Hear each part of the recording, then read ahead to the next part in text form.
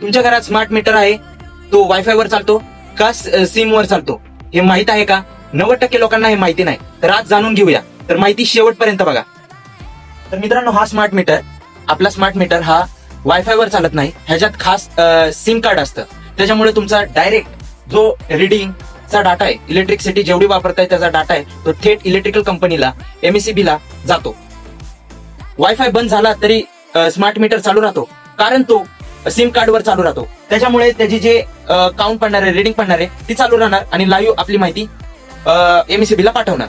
Electrical कंटेंटसाठी आपला channel आत्ताच follow आणि सबस्क्राईब करायला विसरू नका. तर आपण असेच नवीन नवीन आयडिया, टिप्स, ट्रिक्स सगळे आणणार आहे. तर आपला चॅनल शेअर करा, फॉलो करा आणि प्रत्येक कुटुंबाला ही माहिती पोहोचवा, कारण की स्मार्ट मीटर विषयी माहिती खूप कमी जणांना माहिती आहे. तर टेक केअर मित्रांनो.